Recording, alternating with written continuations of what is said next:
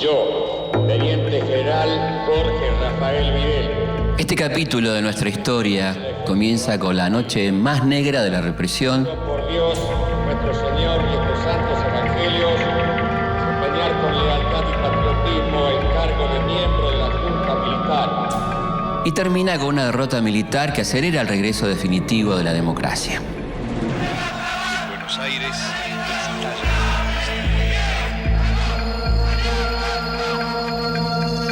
Pero antes hagamos un pequeño repaso, recorramos un poco la línea de tiempo.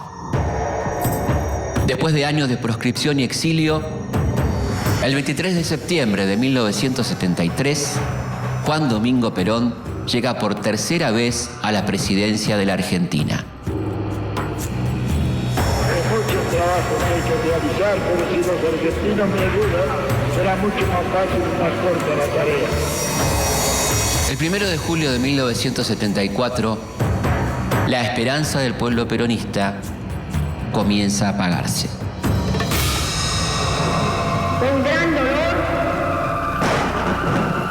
debo transmitir al pueblo el fallecimiento de un verdadero apóstol de la paz y la no violencia. Pero el gobierno ya no es el mismo sin Perón. Con su partida, parece haber sido el único líder capaz de conducir a la Argentina en tiempos revueltos. En las últimas horas del 23 de marzo de 1976, la situación ya está definida. Se pone en conocimiento de la población que las operaciones de control militar Comienzan los años del proceso de reorganización nacional. se desarrollan conforme a los planes previstos.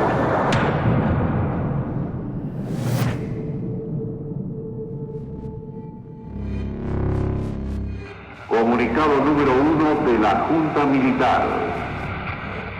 Comunica a la población que a partir de la fecha el país se encuentra bajo el control operacional de la Junta Militar. El 24 de marzo de 1976, un nuevo golpe cívico-militar asalta al poder. Pero esta vez es un golpe distinto a los anteriores. Se recomienda a todos los habitantes el estricto acatamiento a las disposiciones y directivas que emanen de autoridad militar, de seguridad o policial. Por primera vez, las tres Fuerzas Armadas, Ejército, Marina y Fuerza Aérea, van a actuar en conjunto, es decir, se van a repartir el poder y van a reprimir las tres por igual. Así como extremar el cuidado en evitar acciones y actitudes individuales o de grupo que puedan exigir la intervención drástica del personal en operación. Firmado Jorge Rafael Videla, Teniente General, Comandante General del Ejército.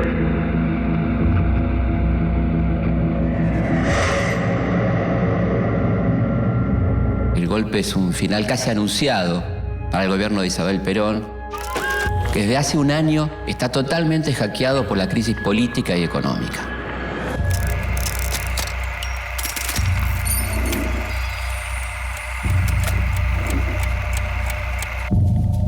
El golpe cuenta con la complicidad de varios sectores civiles, como la sociedad rural, grupos empresarios y financieros, el sector más conservador de la Iglesia Católica y, por supuesto, el apoyo de muchos medios de prensa. Las publicaciones periódicas se hacen eco. Las autoridades acentúan su acción. Es una La nueva dictadura busca volver atrás las reformas económicas y sociales hechas por el peronismo e instaurar un nuevo orden social. Buscan un país sin huelgas, con una clase obrera obediente y con un Estado sin tanta intervención en la economía y, por supuesto, sin distribución de la riqueza. Es una vasta contraofensiva de las fuerzas legales. El gobierno del llamado Proceso de Reorganización Nacional es asumido por una junta de comandantes de las tres armas. Todavía no tienen un presidente, pero ya hay dos militares que se disputan ese cargo. Jorge Rafael Videla, nacido en Mercedes en 1925, católico ferviente y padre de 7 hijos, por su mirada esmirreada y sus rasgos afilados, el ingenio popular lo bautiza rápidamente como la Pantera Rosa. Videla, junto con Roberto Viola, pertenecen al llamado sector liberal de la dictadura, que supuestamente busca una salida democrática. A diferencia de Viola, Videla no tiene demasiado carisma ni ideas políticas propias. Por otro lado está Emilio Eduardo Macera, el negro Cero, como lo llaman por su nombre de guerra. Es el personaje más oscuro e intrigante de la dictadura. Es marino.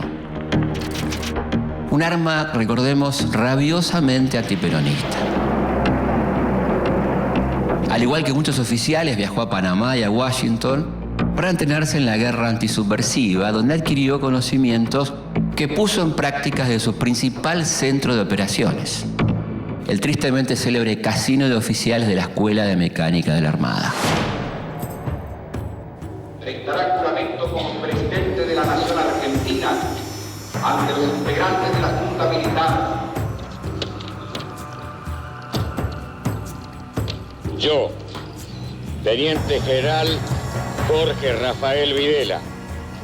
El 29 de marzo de 1976, Videla es designado presidente provisional. Nuestro Señor y estos santos evangelios, desempeñar con lealtad y patriotismo el cargo de miembro de la Junta Militar.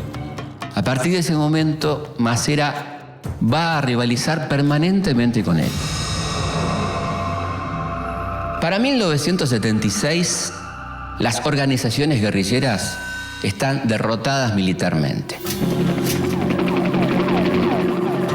El operativo Independencia y el fracaso de la toma del batallón Domingo Viejo Bueno de Montechingolo fueron un golpe mortal para el ERP. Mientras que muchos de los cuadros activos de Montoneros están librados a su suerte. Pero la nueva dictadura va a usar la lucha antisubversiva como excusa para disciplinar a la sociedad a sangre y fuego. El propio Videla expone sin eufemismo los principios de su gobierno. Fue menester continuar la lucha contra la subversión, con una concepción global de la misma y hasta su total aniquilamiento.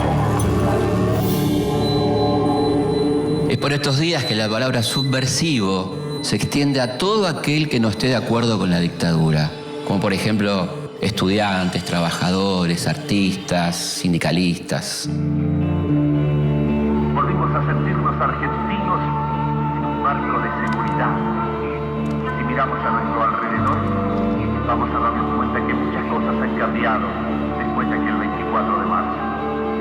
La Junta llega a un nivel tan alto de censura que considera subversiva la matemática moderna y ordena el secuestro y quema de libros solo por tener en su título la palabra Cuba. Argentina recupera su histórico camino de libertad. Como por ejemplo el famoso manual de física La Cuba electrolítica o un ensayo sobre el cubismo. Las autoridades acentúan su acción. Es una vasta contraofensiva de las fuerzas legales.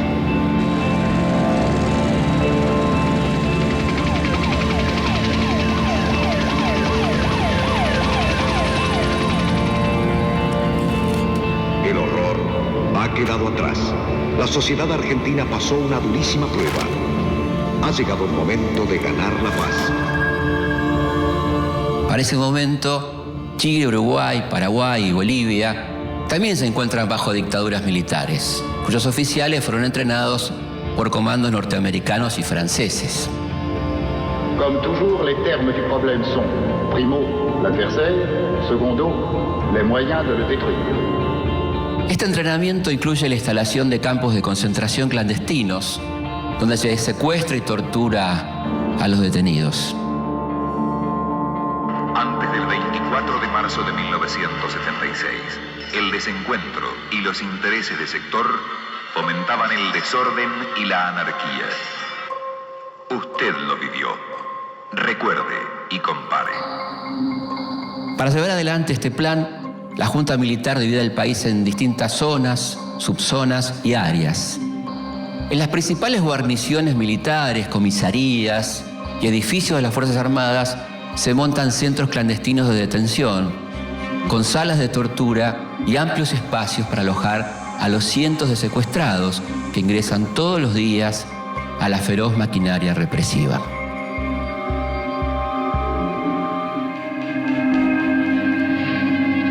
Para 1976 ya funcionan en Argentina más de 350 de estos centros. Los más activos son la Escuela de Mecánica de la Armada, el Vesubio, la Perla, la D2 de Córdoba y la Escuelita de Famaillá en la provincia de Tucumán. Las detenciones, mejor dicho, los secuestros, se hacen en forma absolutamente clandestina e ilegal.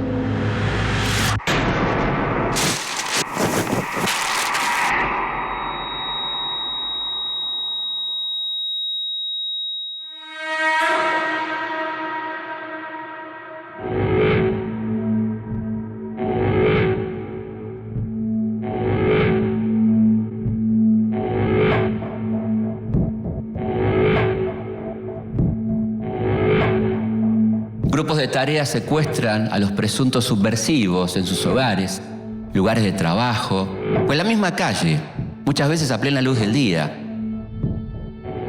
Antes de efectuar el operativo, los jefes de grupo piden zona liberada para no cruzarse con la policía u otras fuerzas de seguridad.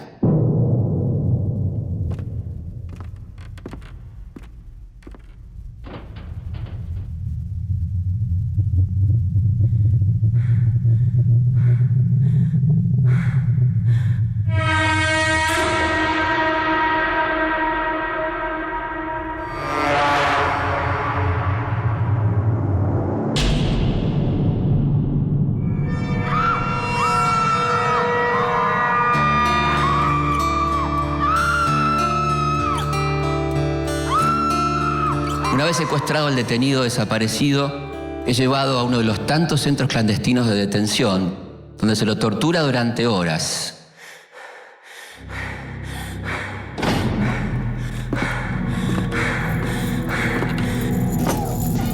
Si no te gusta que la gente esté contenta, si no te gusta ver feliz a los demás, tírate al río en la parte más profunda y después cuando te hundas, si quieres poder gritar. Si no te gusta que otros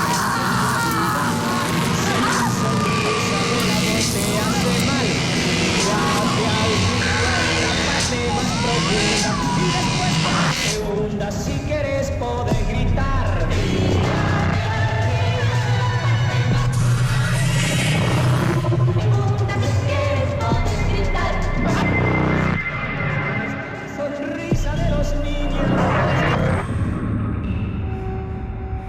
No importa que el detenido sea anciano, discapacitado o una mujer embarazada.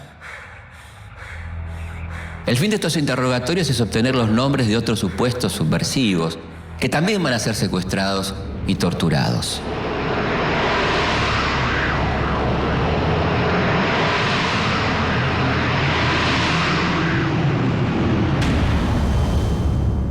Mientras se dedica a torturar, matar y asesinar, la Junta Militar busca instalar el miedo y la desconfianza en la sociedad. Desde los principales medios se invita a denunciar a todo aquel que parezca sospechoso o subversivo. Esta campaña no solo es reproducida por los medios estatales, sino que cuenta con el apoyo de reconocidos diarios, revistas y periodistas con una muy reconocida trayectoria. Se abre, señores, un nuevo capítulo en la historia económica argentina. Pero detrás del terrorismo de Estado se esconden otros objetivos que van mucho más allá de lo político. Para dar paso a la liberación de las fuerzas productivas.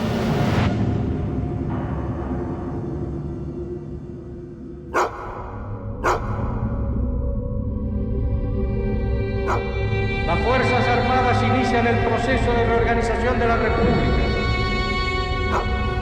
Y ya con la responsabilidad del poder político en sus manos, la ofensiva se torna más integral, más eficaz. A partir de marzo de 1976, la Junta Militar despliega un aparato de represión feroz. Y la Fuerza Aérea y la Armada, que ya conocían en carne propia las heridas de esta guerra impúdica, acentúan su participación militar y contribuyen con su heroísmo a la derrota del enemigo. El país está bajo un estricto estado de sitio. En las calles los secuestros y las detenciones se realizan a plena luz del día. Todas las reuniones públicas están prohibidas. La cultura atraviesa un periodo de oscuridad. Nuestros mejores actores, directores, músicos y escritores están censurados. Muchos se van al exilio y en algunos casos también son secuestrados y asesinados.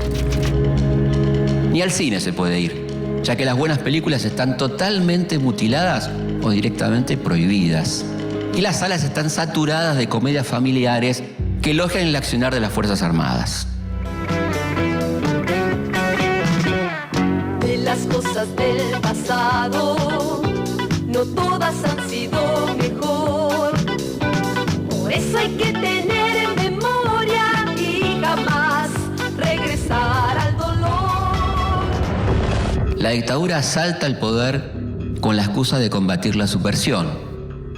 Pero detrás hay un plan económico muy claro.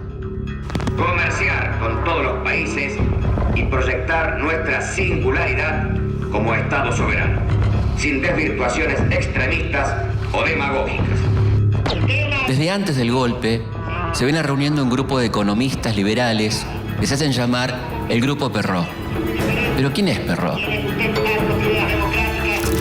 Jaime Perrot es un abogado e intelectual que oficia como líder de este grupo que busca reestructurar la economía argentina. Uno de los miembros de este grupo es designado por Videla como nuevo ministro de Economía. José Alfredo Martínez de Hoz es un abogado y economista proveniente de una antigua familia tradicional. Su tío tatarabuelo fue traficante de esclavos, colaboró con los invasores ingleses y apoyó al virrey Cisneros durante la Revolución de Mayo. Su abuelo José Toribio fue el fundador de la Sociedad Rural. Joe, como le dicen sus amigos de la alta sociedad, es miembro del Safari Club Internacional. El día que Videla lo llama para asumir como ministro, Joe está cazando leones y elefantes en Kenia, en África. Para Martínez de Hoz hay dos grandes males que impiden el desarrollo del país. Una clase obrera demasiado demandante e indisciplinada, protegida por sindicatos con mucha influencia, y una industria nacional, según él, ineficiente y poco competitiva, que depende del mercado interno y del subsidio estatal. Para Martínez de Hoz, hay que dejar a la economía argentina totalmente librada a los designios del mercado y el capital especulativo.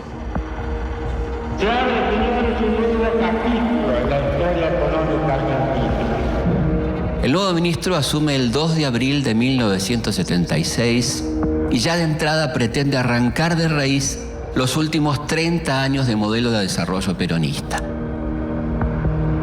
Con una inflación anual del 450%, suspende las paritarias, congela los salarios y elimina el control de precios, lo que es un verdadero desastre para el bolsillo de los trabajadores. También corta con el proteccionismo a la industria nacional y elimina las retenciones a las exportaciones agropecuarias, lo que por supuesto beneficia directamente a los sectores más poderosos del campo. Bajo el lema achicar el Estado es agrandar la nación, Martínez de Hoz comienza a desmantelar el sector público y para poner freno a la inflación comienza a tomar deuda y reduce la emisión monetaria. Hemos dado vuelta una hoja del intervencionismo estatizante y agobiante de la actividad económica para dar paso a la liberación de las fuerzas productivas. Las políticas brutales de Martínez de Hoz son solo posibles por el apoyo de Videla, que se siente personalmente identificado con su ministro. Un plan así solo puede ser impuesto por medio del terror. El plan económico no solo es impopular entre la gente común, sino que reaviva las internas dentro de las Fuerzas Armadas. El principal crítico en ese sector es el almirante Macera. Pero Macera no está solo. Con él está el ala dura del ejército, representado por Carlos Guillermo Suárez Mason y Luciano Benjamín Menéndez. Todos ellos dirigen los campos de concentración más crueles de la dictadura. Pero sin duda, el más temible de todos es la ESMA, comandado por Macera y dirigida por el vicealmirante Chamorro y el capitán Jorge Acosta, más conocido como el Tigre. En la ESMA se lleva a cabo una de las estrategias más siniestras del terrorismo de Estado. Los detenidos son cada vez más y la orden es que todos sean eliminados. Así como en otros siglos ha habido pestes que flagelaron al mundo durante mucho tiempo, así parece la humanidad de hoy asistir a una novedosa y alucinante epidemia, la voluntad de matar. Ocultar tantos cuerpos es imposible, por lo que se inventa el método del traslado. El método consiste en sedar al detenido, subirlo a un avión y arrojarlo al Río de la Plata. Los vuelos de la muerte tienen la finalidad de deshacerse de los cuerpos de los detenidos, ya que para la visión de la dictadura, sin cuerpos no hay pruebas y sin pruebas no hay delito. Es verdad, pero no toda la verdad, que esto es una guerra entre la libertad y la tiranía. Lo cierto, lo absolutamente cierto, es que aquí y en todo el mundo, en estos momentos, luchan los que están a favor de la muerte y los que estamos a favor de la vida.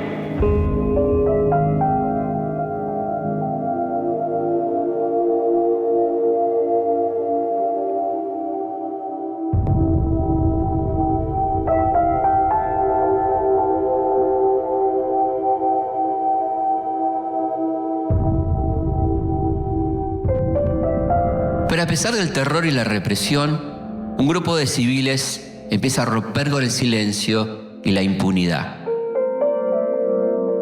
Muchos familiares de secuestrados comienzan a recorrer las comisarías, juzgados y oficinas públicas en busca de información. Generalmente son madres cuyos hijos están desaparecidos.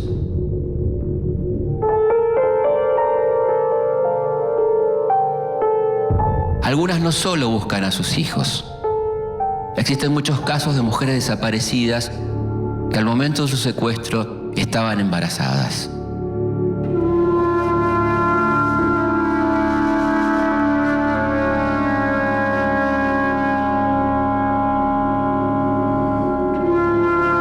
Lo que no saben estas madres es que en muchos centros clandestinos de detención hay maternidades clandestinas, donde las secuestradas dan a luz y sus hijos son apropiados por los mismos represores o entregados a familias cercanas a los militares.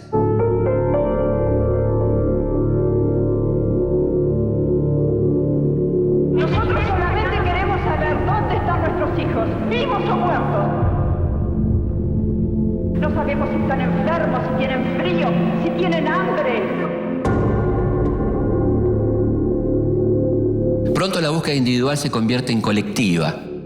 Mi hija estaba embarazada de 5 meses cuando se la llevaron. Mi nieto tiene que haber nacido en agosto del año pasado. El 30 de abril de 1977, distintas madres de desaparecidos se encuentran espontáneamente en la Plaza de Mayo. ¿Qué pasa, señora? Queremos nuestros hijos, que nos digan dónde están, por lo menos. Mi hijo hoy hace 15 meses. ¿Dónde están los bebés? Saber dónde están. No que los liberen. ¿Por qué no nos dicen a nosotros? Vamos, señores, circulando, por favor, vamos circulando. Como las reuniones están prohibidas, las madres comienzan a moverse en círculos alrededor de la pirámide, que así nacen las rondas de las madres de Plaza de Mayo. Yo le digo, si esas madres se hubieran preocupado por sus hijos de la misma forma que se preocupan hoy, no estarían lamentando la desaparición de sus hijos. El reclamo de los familiares de los desaparecidos comienza a inquietar a los militares, sobre todo porque comienzan a recibir la atención de periodistas extranjeros. Por eso les rogamos a ustedes, son nuestra última esperanza. Por favor, ayúdennos, por favor, son nuestra última esperanza. El gobierno dice que ustedes son mentirosas. ¿Nosotros somos mentirosas? ¿Qué? ¿Estamos mintiendo de que los hijos desaparecieron? Está todo comprobado. En el Palacio de Justicia están todos los testimonios. Tal es el caso del diario Buenos Aires Herald, el diario de la comunidad británica argentina.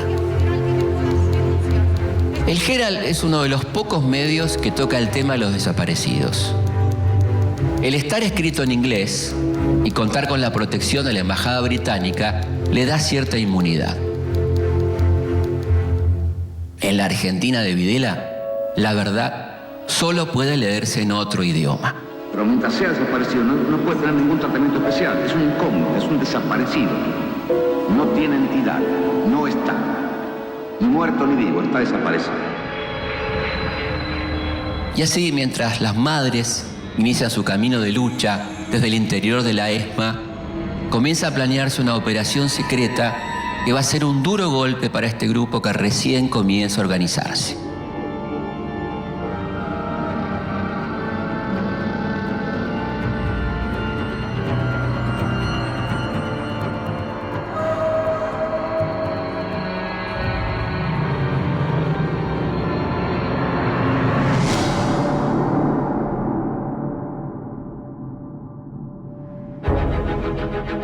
Para mediados de 1977, la imagen de la dictadura comienza a resquebrajarse.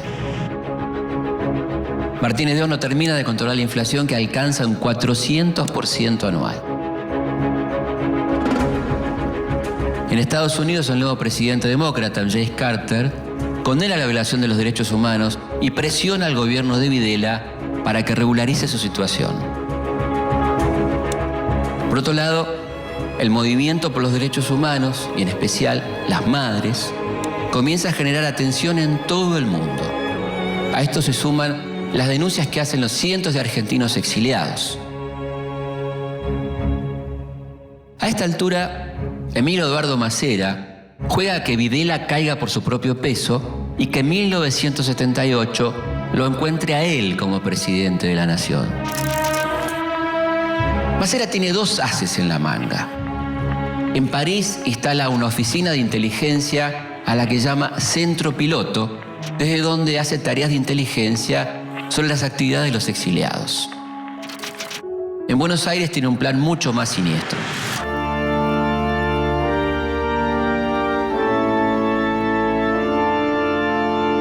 Un joven oficial de la Armada es elegido para infiltrarse en las rondas de las madres de Plaza de Mayo. El infiltrado va a actuar con una identidad falsa. Gustavo Niño se presenta ante las madres de Plaza de Mayo como el hermano de un desaparecido. Durante varias semanas las acompaña a sus actividades hasta ganarse su confianza. Mientras tanto, en noviembre de 1977, llega al país el secretario de Estado norteamericano, Cyrus Vance. Las madres logran acercarse a él y le entregan una lista con el nombre de más de 150 desaparecidos. Por esos días, el grupo de familiares comienza a juntar el dinero para pagar una página entera en el diario de la Nación que acepta publicar una solicitada con el nombre de todos los detenidos desaparecidos. La publicación de la solicitada está planeada para el 10 de diciembre, que es el Día Internacional de los Derechos Humanos. Hasta ese entonces, los familiares se reúnen en secreto en la iglesia de la Santa Cruz, en el barrio de San Cristóbal. 2 días antes de la publicación de la solicitada, un grupo de policías de civil intercepta a 9 personas que salen de la iglesia.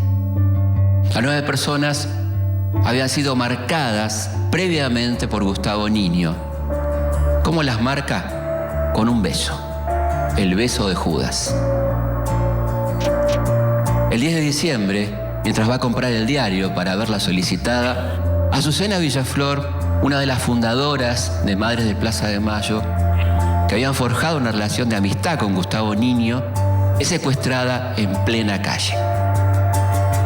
La infiltración de Gustavo Niño produce un total de 12 secuestros que son enviados a la ESMA, donde son torturados y más tarde arrojados vivos al Río de la Plata. Gustavo Niño no es otro que el teniente Alfredo Ignacio Astiz,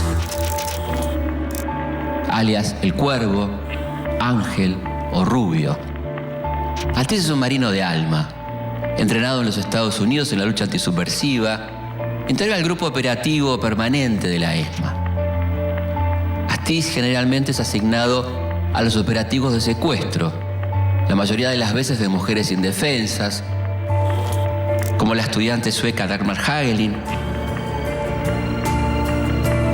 o las monjas francesas.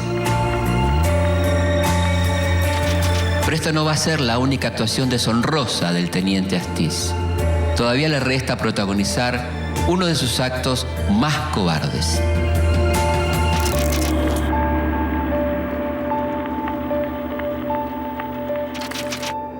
El gobierno ajustará su acción a la solución pragmática de los grandes problemas económicos.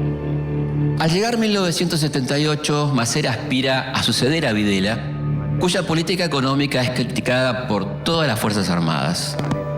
Martínez de Hoz, todavía asfixiado por la inflación, comienza a ver los efectos de su última apuesta, la reforma del sistema financiero. Esta ley libera las tasas de interés y permite la salida en masa de capitales al exterior, hace que comiencen a aparecer nuevos bancos y financieras cuyos depósitos están garantizados por el Estado Nacional. Brindaremos a la iniciativa privada y a los capitales nacionales extranjeros todas las condiciones necesarias para que participen con su máximo potencial y fuerza creativa en la explotación racional de los recursos. Y mientras la burbuja financiera se expande, la Junta busca limpiar su imagen ante el mundo. Para eso lanza su maniobra de propaganda más efectiva hasta el momento, el Mundial 78. En cuestión de meses, el gobierno construye estadios, hoteles y complejos deportivos que endeudan al Estado y enriquecen a los contratistas, por supuesto, asociados con los militares.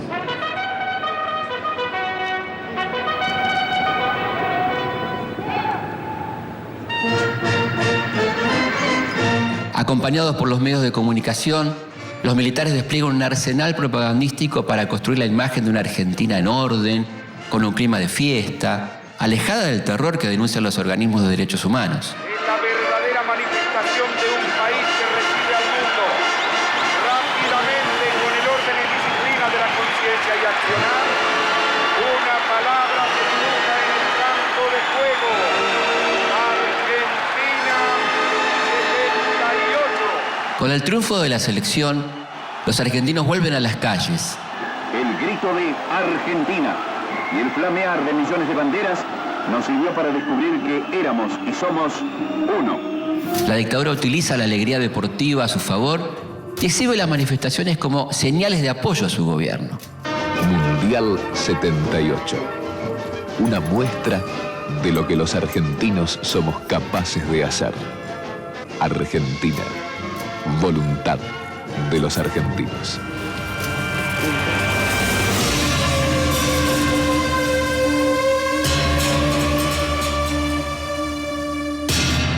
Pero la euforia mundialista dura poco. Después del Mundial, las internas del gobierno vuelven al centro de la escena. En 1978, Videla es ratificado como presidente y Masera es desplazado de la Junta. Ingresa el general Roberto Viola, que a diferencia de Masera, comparte plenamente el proyecto económico de Videla y que además busca una pronta salida política para la dictadura.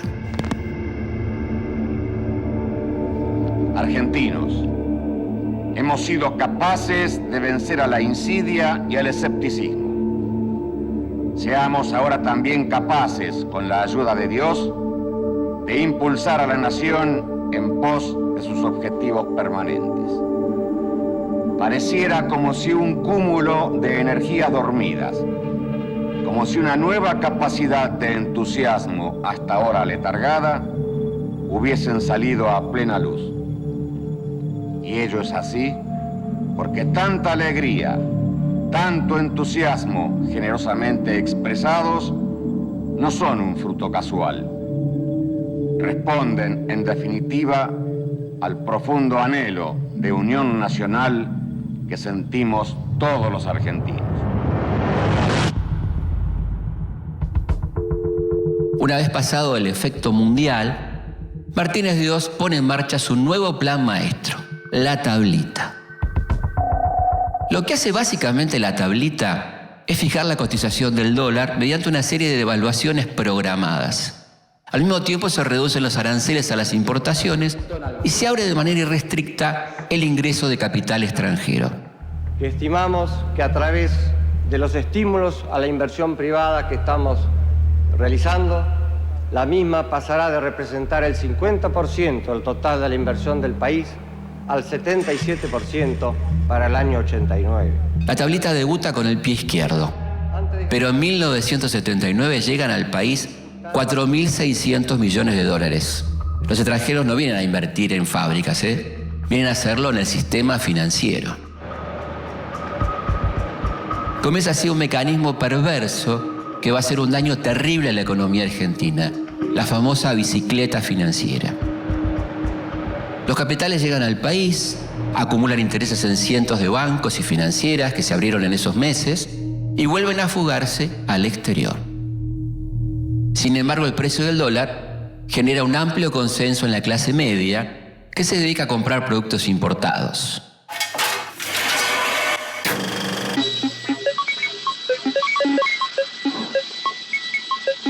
Che, Carlitos, ¿esto para qué era? En ese año comienzan a circular por la calle autos japoneses y muchos argentinos conocen Miami. Lo que pasa es que ahora con el dólar barato es un fenómeno viajar. ¿Sabes cómo nos esperan allá? Y claro, ahora se dio vuelta la tortilla. Ahora no le vamos a pedir nada a nadie.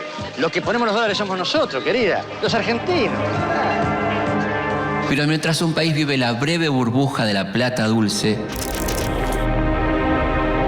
los conflictos dentro de la Junta Militar siguen y amenazan con explotar de la manera menos esperada.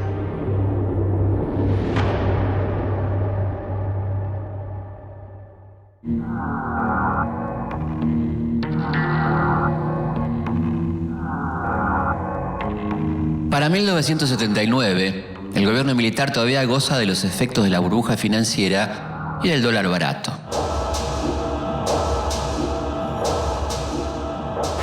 Cercado por la presión internacional, Videla accede a recibir en el país a la Comisión Interamericana de Derechos Humanos de la OEA. En septiembre de 1979 llegan los observadores. Durante su estadía visitan cárceles, toman testimonio a miles de ciudadanos que hacen largas colas para dar cuenta de los secuestros, torturas y asesinatos cometidos por la dictadura.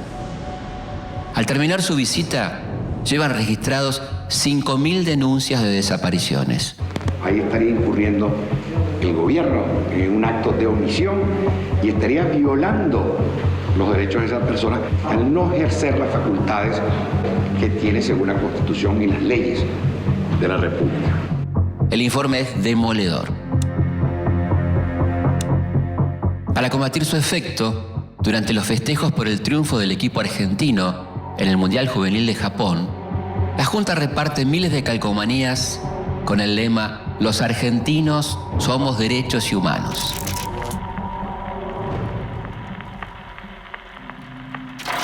A esta altura, en todo el mundo, se habla de los desaparecidos argentinos. Los años que van de 1979 a 1982 son de una gran intensidad. La Argentina sostiene el principio indeclinable de la división bioceánica. Para desviar el tema de los desaparecidos, el gobierno vive un viejo conflicto limítrofe que casi nos lleva a una guerra con Chile.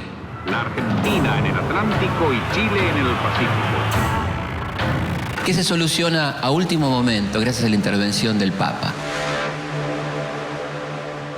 Adolfo Pérez Esquivel de venir al podio para recibir la diploma Nobel y la medalla de oro. En 1980, Adolfo Pérez Esquivel, un miembro del Movimiento Argentino por los Derechos Humanos, recibe el Premio Nobel de la Paz, lo que significa otro golpe durísimo para la dictadura. En este caminar junto a mis hermanos los pobres, los que son perseguidos, los que tienen hambre y sed de justicia, los que padecen por causa de la opresión. Es por todos ellos que estoy aquí. Mientras tanto, Masera, desplazado del poder, lanza su proyecto político propio, el Partido por la Democracia Social, que es apoyado por su diario, Convicción, un proyecto de prensa sostenido con trabajo esclavo de periodistas, fotógrafos y diagramadores que permanecen detenidos dentro de la ESMA. Para 1981, la burbuja financiera de Martínez de Hoz estalla y deja como saldo una crisis de enormes dimensiones. Martínez de Hoz arrastra consigo a Videla y en su lugar asume a Roberto Viola, referente máximo del ala liberal de la dictadura. Viola pretende quedarse en el poder hasta 1985. Pero tiene que hacerse cargo de una crisis económica descomunal.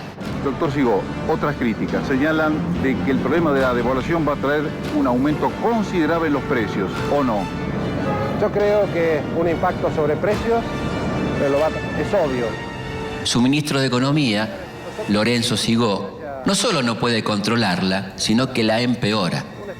Sin embargo, el desgaste de la dictadura y la apertura generada por Viola hace que la sociedad argentina empiece a salir de un letargo de casi 5 años. ¿Qué le preocupa a usted? El país, señor.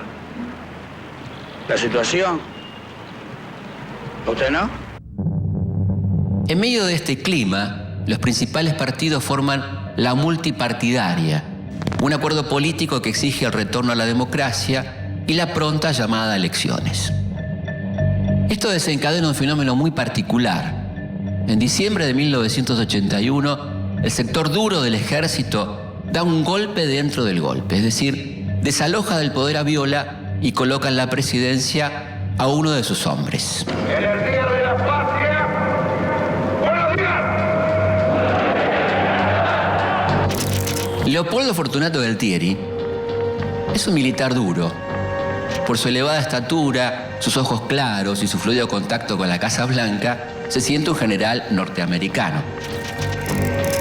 Galtieri llega a la presidencia con la intención de levantar la imagen del ejército. Para eso comienza a planear acciones militares a gran escala. Si así lo hiciere, Dios y la patria me lo demanda. Para congraciarse con la administración Reagan, el presidente ofrece el servicio de los represores en países como Nicaragua, Honduras, El Salvador y Guatemala. A todo esto, el 30 de marzo de 1982 se produce la más importante movilización obrera hecha contra la dictadura. Miles de trabajadores marchan a la Plaza de Mayo bajo la consigna Paz, Pan y Trabajo. La marcha es ferozmente reprimida. Galtieri necesita recuperar el apoyo de la población y para eso pone en marcha su estrategia bélica más arriesgada. Compatriotas, hemos recuperado, sin rencores, pero con la firmeza que las circunstancias exigen, las islas australes que integran por legítimo derecho el patrimonio nacional. El 2 de abril de 1982, las tropas de la Armada Argentina llegan hasta Puerto Stanley. Tras un breve combate, toman el control del lugar. Hoy, 2 de abril, recién hemos comenzado con nuestra actitud. Después de 150 años de ocupación, la bandera argentina vuelve a flamear en las Islas Malvinas. El éxito se traduce rápidamente en euforia. Si quieren venir, que vengan, les presentaremos batalla. Las Malvinas tienen un lugar especial en el imaginario popular. Hasta los sectores más críticos con la dictadura apoyan la recuperación de las islas. Esta manifestación de sentimiento y alegría. Galtieri pretende usar la adhesión a su favor y presentarse como el próximo candidato a presidente en futuras elecciones. De lamentable claudicación. Gracias, señores. Pero mientras en la Argentina se festeja, el gobierno conservador de Margaret Thatcher moviliza la expedición militar más grande desde la Segunda Guerra Mundial. Thatcher cuenta con el apoyo de Ronald Reagan, el nuevo presidente norteamericano, y supuesto aliado de Galtieri. Reagan dijo luego a los periodistas que su gobierno pretende hallar un curso equidistante de sus dos aliados, tratando de ser un mediador honesto, según afirmó. El 2 de mayo de 1982, el submarino nuclear Conqueror dispara 3 torpedos sobre el crucero General Belgrano, que se encuentra navegando fuera de la zona de exclusión. El resultado son 323 soldados argentinos muertos. Se puede decir que es el principio de la guerra.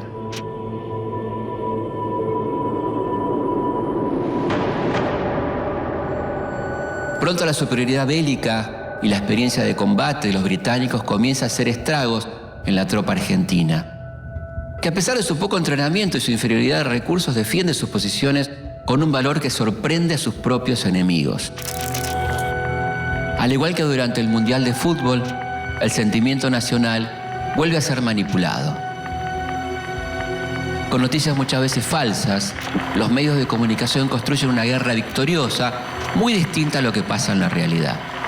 Quiero decir que son flores que nos pueden ayudar a ganar esa guerra.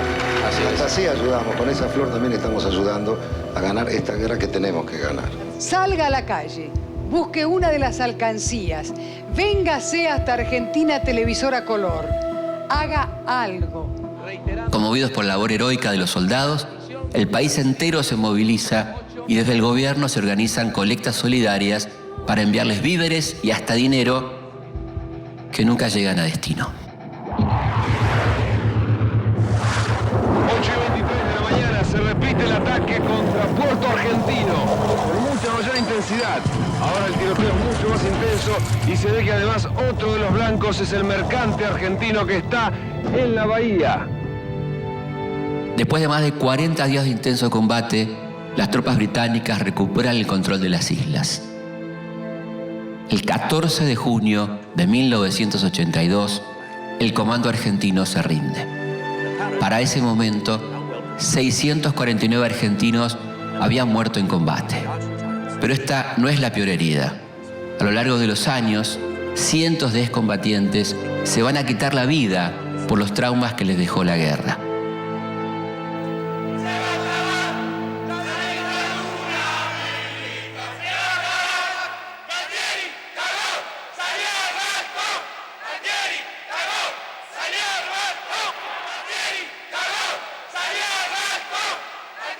La derrota obliga a Galtieri a dejar su cargo y en su lugar asume como presidente Reinaldo Vignone. Vignone no cuenta con el apoyo de la Fuerza Aérea ni de la Armada, al punto tal que ambas fuerzas abandonan la Junta Militar. Por esos días Vignone designa al frente del Banco Central a un joven economista cordobés. Se trata de Domingo Felipe Cavallo. Una de sus primeras medidas es nacionalizar las deudas de las grandes empresas privadas. El apoyo popular conseguido al comienzo de la guerra se evapora rápidamente. En las calles se puede palpar el cambio de clima. El 16 de diciembre de 1982, casi 100.000 personas asisten a la Marcha por la Democracia convocada por la multipartidaria. La respuesta del gobierno es la represión. Pero hay una realidad que Vignone no puede ignorar. Es así que en los últimos días de 1982 anuncia el llamado a elecciones. La fecha elegida para los comicios es el 30 de octubre del año siguiente. Después de 7 años de represión y silencio, la política vuelve a las calles. Los militares aprovechan la situación para intentar su última jugada. En los primeros meses de 1983, Vignone decreta la destrucción de todos los archivos que existen sobre el secuestro, la tortura y la desaparición de personas.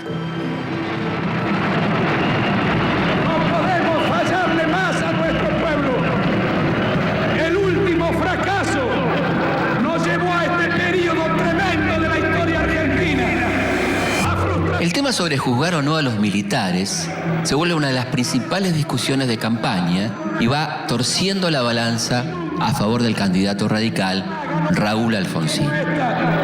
Vinieron a decirnos que traían la paz y nos metieron en la guerra y en una represión atroz e ilegal.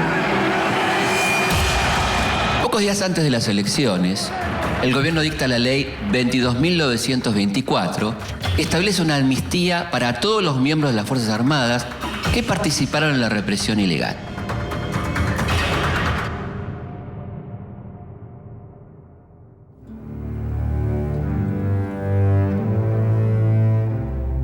A pesar de este intento por mantener la impunidad, el camino a la recuperación de la democracia ya está iniciado. En 1983, los argentinos vuelven a votar. El país ya tiene un nuevo gobierno democrático.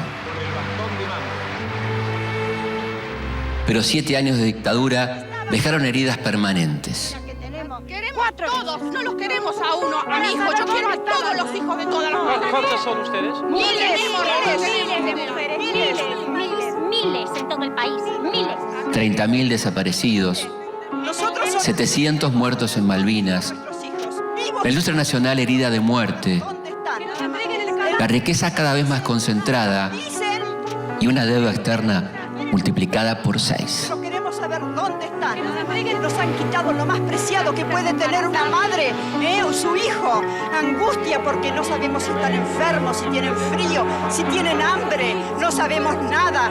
Y desesperación, Señor, porque ya no sabemos a quién recurrir. Es por eso que podemos decir que los años de la dictadura fueron la noche más negra de nuestra historia. Muchas de sus consecuencias las vamos a terminar de ver 25 años después.